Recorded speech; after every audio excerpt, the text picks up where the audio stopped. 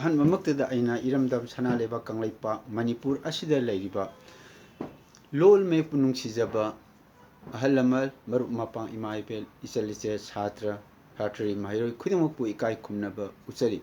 ꯉꯁꯤ ꯅꯩꯅꯒꯗꯕ ꯁꯔꯨꯛ ꯑꯁꯤꯅ ꯂꯣꯜꯒꯤ ꯃꯇꯥꯡꯗ ꯃꯩꯇꯩ ꯃꯌꯦꯛꯀꯤ ꯃꯇꯥꯡꯗ ꯈꯣꯟꯊꯣꯛ ꯃꯌꯦꯛꯀꯤ ꯑꯅꯤꯁꯨꯕ ꯁꯔꯨꯛꯅꯤ. ꯑꯗꯨꯗꯤ ꯌꯦꯡꯉꯣ ꯃꯊꯪ ꯃꯊꯪ ꯅꯩꯅꯖꯔꯛꯀꯦ.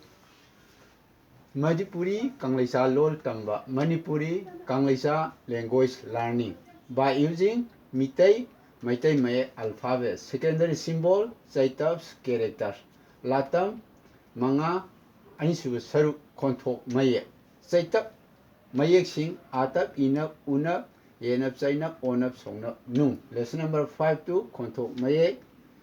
Khonthokki ahubada A gi matungda A O lairabadi A singdu lauthokuna English ta ibada A anidu A ama A O du O sijinai sina English ta dum ibagi wani khudam de ngo ano haibada A N O K haibada ano A ama khatang ire O haiba matamda A O K ormudo O K smaina onto eko O haiba English ta pick haiba masang the point number 2 da A gi matungda E natraga E I lairabadi A sing adu haplaga sijinagani sina English ta ibani khudamda ekagari haiba matamda E gi mamangda A lay amase A dum hapani ai gi haiba matamda E gi mamangda A lay E I gi mamangda A lay amase A dum hapani ai gi haiba na English ta mai haiba ekagari haiba na bicycle haiba ahum suba point da Chaitab Mayek Nipani adubu Khonthok Mayek tadi taruk Kaktangni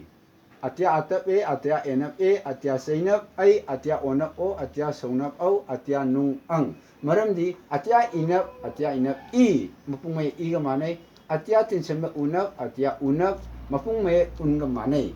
Sina Englisa mo ibagi wani ko. Ada ngasigi asina mitay mayki Khonthok mayek nainabagi aroiba tangkakni masangdi ko namung nainajagani ayaki iming ngangkam premaso.